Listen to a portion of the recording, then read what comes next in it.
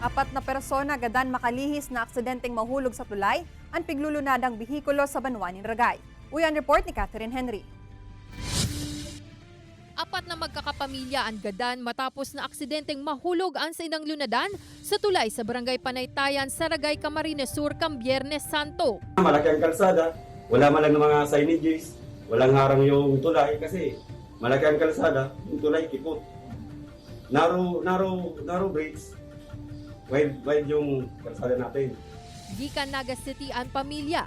Mahiwas subuot ang bagong gibong highway sa lugar asin pakurbada ini sa pekete na tulay. Pigtutok dong rason subuot sa aksidente ang kawaraning signages o warning signs asin barikada sa lugar. Bako man subuot ini ang primerong beses na nagka-aksidente sa lugar. Basado sa report, inabot nin 3 oras bago na-recover ang mga labi asin lunadan ka mga biktima. Sigun kay Broso, dahil subot ninda hinahali ang posibilidad na may human error sa nangyari. Till now sir, hinihintay pa namin yung autopsy report kasi doon mababase kung ano talagang nangyari. Kasi ang magpapaindinig yung doktor, makakasabi kung bakit natake yung driver o anong nangyari talaga. Mientras tanto, hustisya ang hagad kang parientes ka mga biktima.